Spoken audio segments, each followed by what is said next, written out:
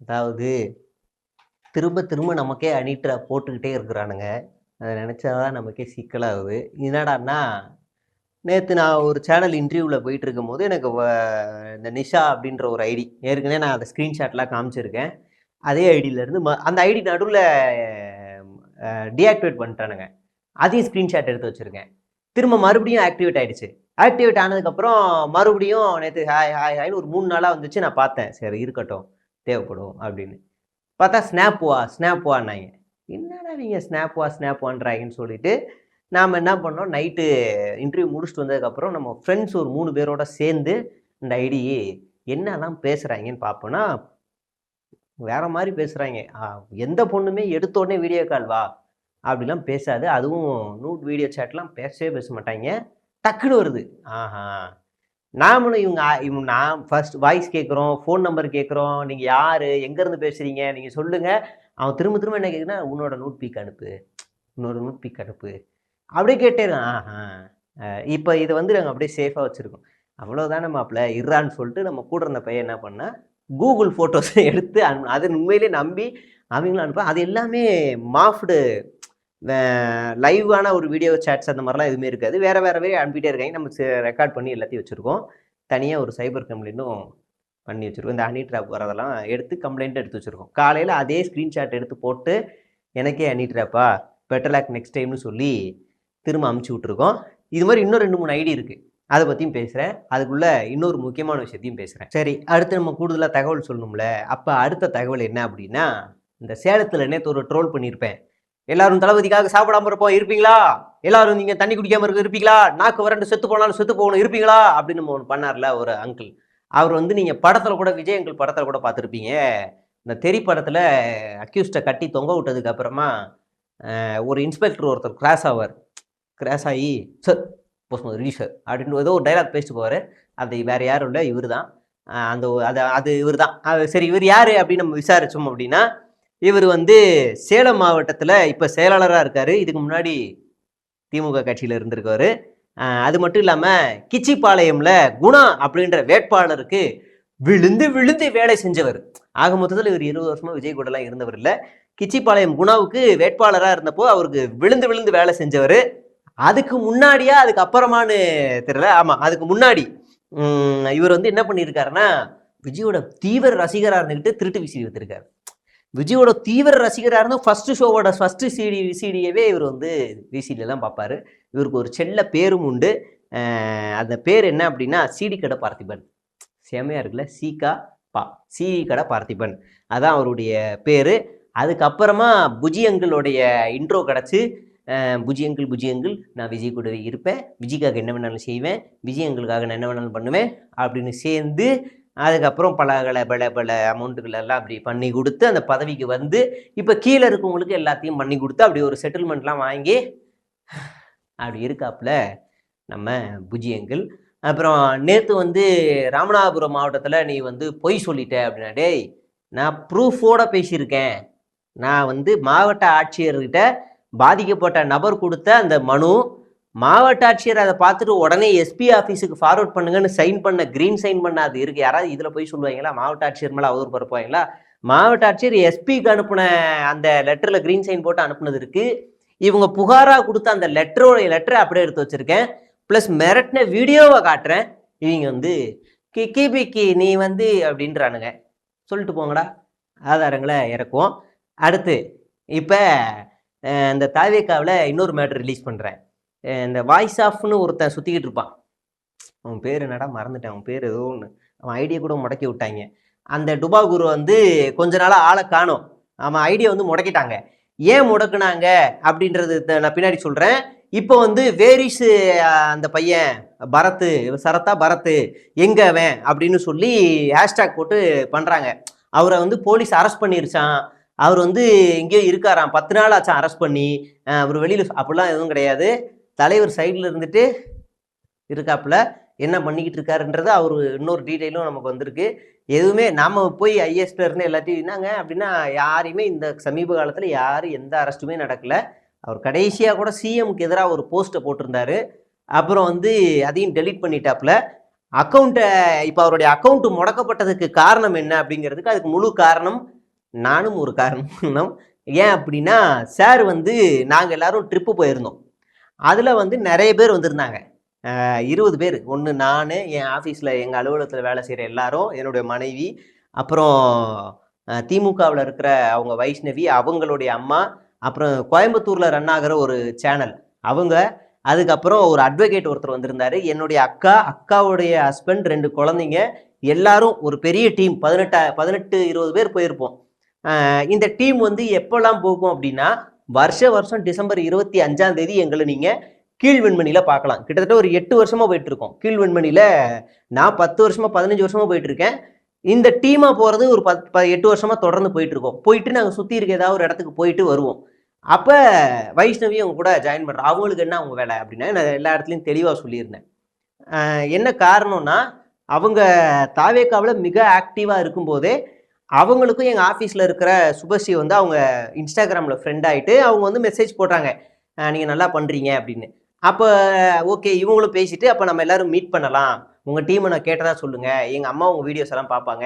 ஆமாம் அப்படியா, ரொம்ப நன்றி, எங்களுக்கு ஆச்சரியமாக இருக்குது. இவங்க மட்டும் இல்லை, தாவேக்காவில் நான் பேர் சொன்னால் அசிங்கமாக போயிடும். தாவேக்காவில் இருக்க இன்னும் நிறைய பேர் இப்போ ஆக்டிவாக இருக்கவங்க இந்த வீடியோ சூப்பர், புசியை மட்டும் விடாதீங்க, கிளிங்க புசியை மட்டும் விட்டுறாதீங்கண்ணே. ஆனால் அந்த அருண்ராஜ் பேச்சு கேட்டு எரிச்சு, ஆனால் எங்கள் கட்சியை அழிக்கிறதே ஆதவர்ஜனா தானே நிறைய பேர் இன்றைக்கி எங்களுக்கு சொல்லிருக்காங்க.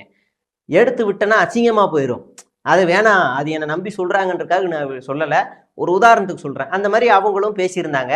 நான் சொல்கிறது மாவட்ட செயலாளர், நான் சொல்கிறது மாநில நிர்வாகி, நிர்வாகியாக இருக்க ஒருத்தருடைய க்ளோஸ் பிஏ ஒருத்தர், இப்படி நிறைய பேரை நான் சொல்ல முடியும். எல்லாருமே எனக்கு சொல்லி இவனை விட்டுறாதீங்க, அவனை அடிங்க, இந்தாங்க இவனை பற்றி நான் சோஸ் தரேன், ஆதவர்ஜனா பற்றி சோஸ் தரேன், இந்தாங்க ஆதவர்ஜனா தான் இங்கே வாய்ஸ் ஆஃப் காமன்ல இருந்து கர்நாடகாவில் பாஜக அமைச்சருக்கு வேலை பார்த்தாரு, இந்தாங்க ப்ரூஃப்னு எனக்கு எல்லாம் கொடுக்குறது அங்கேருந்து தான். எனக்கே திமுக காரன் கொடுக்க போகிறான் இங்கே இருக்க நடக்கிறத வச்சு. இங்கே ஒரு விஷயம் நடக்குதுன்னா அப்போ இங்கே இருந்தா லீக் ஆகணும், இங்கே இருந்தால் எனக்கு வருது. வாய்ஸ் ஆஃப் காமன் ஆஃபீஸை க்ளோஸ் பண்ணி வேற இடத்துக்கு ஷிஃப்ட் பண்ணுறாங்க ப்ரிவிலேஜ் பில்டிங்லேருந்து. அங்கே சொல்லாமல் எனக்கு எப்படி தெரியும்? அப்போ அங்கே இருக்க ஒரு ஆள் அதிருப்தியில் நம்ம சொல்கிறது தான். அப்போ அவங்களும் எங்களுக்கு வந்து நீங்கள் பண்ணுங்க, எனக்கு விஜய் அண்ணன் ரொம்ப பிடிக்கும் அப்படின்னு அவங்களாம் சொன்னாங்க. அப்போ சென்னை வந்தப்போ நான் சொல்கிறது மார்ச் இல்லை பிப்ரவரி மாதம், இப்போ சென்னை வந்தப்போ நாங்கள்லாம் மீட் பண்ணோம். அப்போ நாங்கள் கேட்டோம், நாங்கள் விஜய் அடிக்கிறோம், கட்சி அடிக்கிறோம், நீங்கள் பாட்டுக்கு வந்து நிற்கிறீங்க, உங்களுக்கு பிரச்சனை இல்லையா அப்படின்னா, உங்கள் வேலை வேறு எங்கள் வேலை வேறு, நீங்கள் எல்லாரையுமே ட்ரோல் பண்ணுறீங்க, அதில் எங்கள் கட்சி ஒன்று, ஓகே ஃபைன் அப்படின்னாங்க. அப்புறம் அங்கேருந்து ஒரு 1.5 மாதம் 2 மாதத்துலேயே அவங்க திமுகவுக்கு மாறிட்டாங்க. அப்போ நாங்கள் திமுக கடுமையாக விமர்சனம் பண்ணிக்கிட்டு இருந்த டைமு.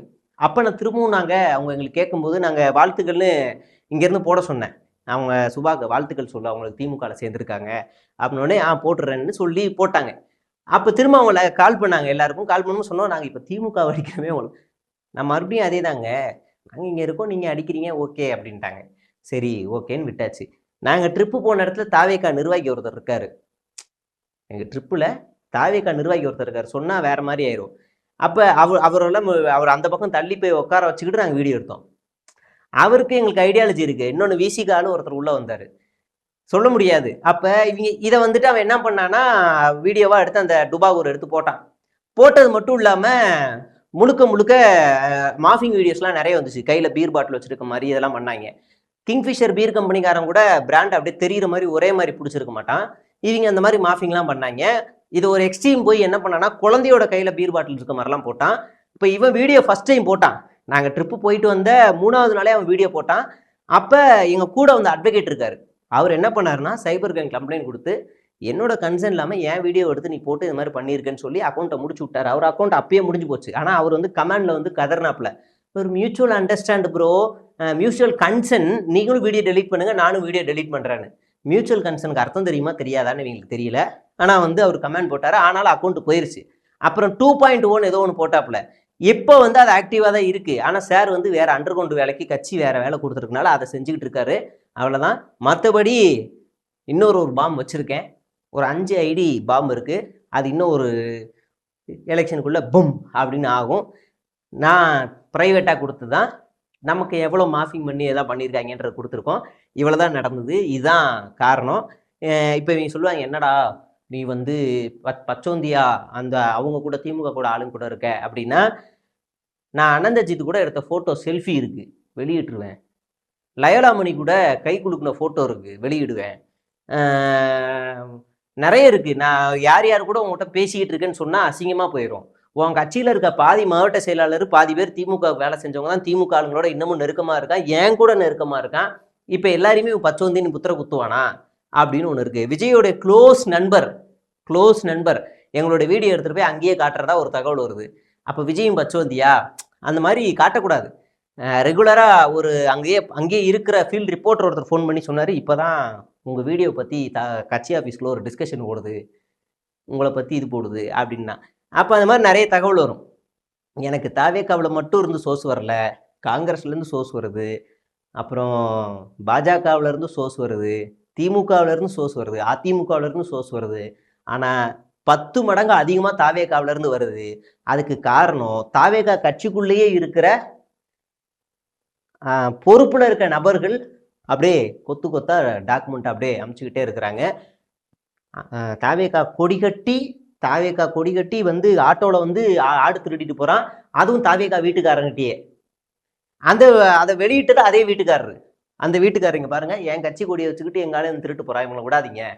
அந்த மாதிரி எனக்கு நிறைய வருது. மாவட்ட செயலாளர் பற்றி நிறைய வருது. அப்போ நம்ம வெளியிடணும் அப்படின்னா நம்ம நிறைய வெளியிடுவேன், ஒன்றொன்னா வச்சுக்கிட்டு இருக்கேன், அப்படி ஒன்றொன்னா பண்ணிக்கிட்டே இருப்பேன். இப்போ இவங்க வந்து சிம்பத்தி கிரியேட் பண்ண பார்க்குறாங்க, ஒருத்தரையும் மிஸ்ஸிங் பண்ண வச்சு வேரிஸ் அப்படின்னு சொல்லி பண்ணுறாங்க. அப்போல்லாம் ஒன்றும் கிடையாது. இவர் வந்து தியாகிலாம் கிடையாது. அவதூறு பேசுறது, அசிங்கமாக திட்டுறது ஒன்றும் இல்லை. ஜட்ஜை வந்து எப்படி பேசுனாங்கன்னு தெரியும். அந்த கரூர் சம்பவம் நடந்ததுக்கப்புறம் அந்த நபர் வந்து அப்படின்ற வார்த்தையை சொல்லி சரளமாக திட்டி ஜெயிலுக்கு போயிட்டு அப்புறம் அந்த வீடியோ கோவத்தில் போட்டேன்னு டெலீட் பண்ணவர். அவர் ஒரு குட்டி சாவகர், அங்கே பேசிட்டு வீடியோ போடுவார், அப்புறம் இப்படி பேசி தொடர்ந்து வீடியோ போடக்கூடியவர். இப்போ இந்த வீடியோ முடிஞ்சதுக்கப்புறமா இந்த வீடியோவில் இருந்தால் ஒரு ஓப்பனிங் வெளியில் வந்து வீடியோ போடுவார். இவர் இல்லை, இந்த டிவிக்கு அக்பர்னு ஒரு பொறுக்கி எனக்கு ஃபோன் பண்ணி மிரட்டினது, அவர் எல்லாருமே எனக்கு அடிக்கடி ஃபோன் பண்ணி மிரட்டுறது, இதெல்லாம் இன்ஸ்டாகிராம் எல்லாத்தையும் வச்சு ஒரு பூம் வச்சுருக்கேன். அதையும் நம்ம வந்து பேசுவோம். இவ்வளோ தான் நடந்திருக்கு, உங்களுக்கு சொல்லியிருக்கேன். அதனால் இதுக்கப்புறம் நீங்கள் தீர்ப்பு எழுதுங்க. எனக்கு வந்து எந்த கவலையும் இல்லை. நான் வந்து தெளிவான பாதையில் தான் நான் ஓடிக்கிட்டு இருக்கிறேன். அதனால் ஹனி ட்ராப்பு கினி ட்ராப்பெல்லாம் தூக்கிட்டு வந்தீங்கன்னா அப்படின்னு நம்ம ஜாலியாக செஞ்சு விடுவோம். திரும்பவும் மறுபடியும் ஒன்று பதிவு பண்ணுறேன், என்ன வந்து நீ ஹனி ட்ராப் பண்ணி உக்கார வச்சா கூட எனக்கு எந்த கவலையும் இல்லை. நீ இப்போவே என்னோட இன்பாக்ஸ் மாதிரியே ஒன்று சேட்டை ரெடி பண்ணி, நான் என்னமோ வந்து என் ஒய்ஃபை வந்து இது மாதிரி பேசுகிற மாதிரி சேட்லாம் ரெடி பண்ணேன். காமன் சென்ஸ் இருக்கவும் கொஞ்சம் நல்லா வேறு மாதிரி பண்ணியிருந்தா பரவாயில்ல. இந்த மாதிரி கொஞ்சம் ஃப்ளர்ட் பண்ணுற மாதிரி சேட்டார்னா பரவாயில்ல, ஓப்பனாக பேசுகிற மாதிரி எடிட் பண்ணி வச்சுருந்தேன். அந்த மாதிரி பண்ணாத, அப்படி மைல்டாக ஸ்டார்ட் பண்ணுற மாதிரி பண்ணால் கூட நம்புவாங்க. எடுத்த உடனே ராவாக பேசுகிற மாதிரி எடிட் பண்ணாதீங்க, நம்ப மாட்டாங்க. அப்படி போட்டிங்கன்னா அது எனக்கு மட்டும்தான் பாதிப்பு. இங்கே சுற்றி இருக்க யாருக்குமே எந்த பிரச்சனையும், என்னை சுற்றி இருக்க யாருக்கும் எந்த பிரச்சனையும் கிடையாது. இந்த சேனலில் இன்னொரு சேனல் ஆரம்பிப்போம், அதில் நான் போய் உட்காந்து பேசுவேன், நான் வருமானத்தை பார்ப்பேன், போய்கிட்டே இருப்பேன். ஆனால் நான் இருக்க டேட்டா வெளியிட்டேன்னா ஒரு கூடாரம், ஒரு கட்சியே காலி, ஒரு கட்சியே பிளாஸ்ட் அப்படின்னு ஆயிரும். அவ்வளோ வந்து ஜாலியாக வச்சுருக்கேன். ஆனால் நான் அரசியல் ரீதியாக மோதணும்னு நினைக்கிறேன். அதனால் தயவு செய்து பொழப்ப பாருங்கடா, படிங்கடா, போயிட்டு கண்டவன் முன்னாடி சுற்றிக்கிட்டு இருக்காதீங்கடா, கண்டவன்லாம் பார்த்துட்டு மேயாதீங்கடா அப்படின்னு சொல்லி இந்த வீடியோவை முடிச்சுக்கிறேன். நன்றி, வணக்கம்.